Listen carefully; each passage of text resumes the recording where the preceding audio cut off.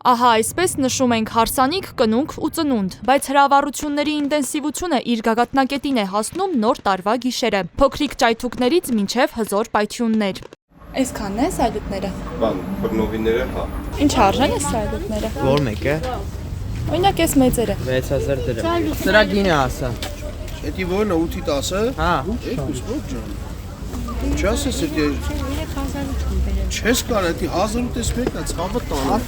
Դե կարող ենք դարձած չկարասը։ Այս սայլուտները ինչ արժեն։ 3.5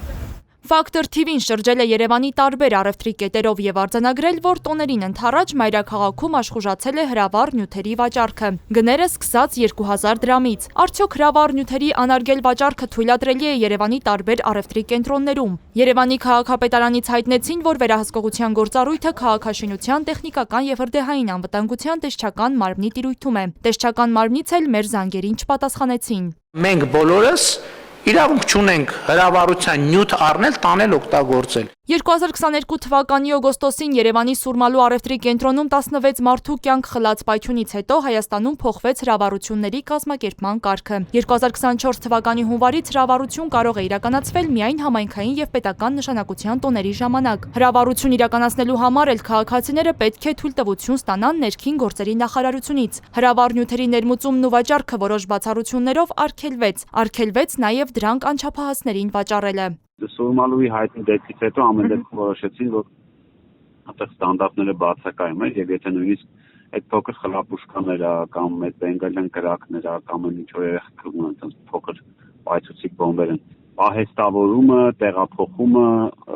վաճառքը բան պետքա լինի լիցենզավորված ընկերությունների կողմից, այսինքն որ այդ ապրանքը ինչ որ սովորական պահեստում պետքա չլինի էլի։ Գաբրիելյանի խոսքով օրենսդրական փոփոխություններից հետո նկատելի է, որ հրավառությունների թիվը նվազել է, իսկ որ դեպքում կարելի է հրավառ նյութեր ներմուծել։ Ես կարող ներմուծել բացառապես, եթե օրինակ կառավարություն կամ համայնքի հետ օրինակ, չգիտեմ, ասում դեկտեմբերի 31-ին ես եմ հաղթողը, իմ ընկերությունն է հրավառություն անելու։ Ես կառավարությունից այդ թուղթը գնում ՆԳՆ-ից, նաև լրացուցիչ թուղթ եմ ստանում, որ այսքան քանակությունն է պետք, այս օրը այսքան օգտագործելու եմ, այսինչ վայրում, այսինչ բանով, քաղաքապետարանից էլ թույլտվություն եմ ստանում, այսինչ ժամին, այսինչ տեղ, այսինքն սաղ թղթերը ունեն, որ իրավունք ես ունենում ներմուծելու։ Ինչպես են նման նյութերը երկիր ներմուծում։ Վաճառողներից մեկը մեր հարցին սարկազմով պատասխանեց։ Քայլելով, մեքենայով, նավով։ Հետաքրքրվեցինք, արդյոք ունեն թույլտվություն նման նյութերի վաճառք իրականացնելու համար։ Բա թույլտվությունը բերում, ավո։ Դուք ունեք այդ թույլտվությունը։ Թույլտվությունը բերողն ունի։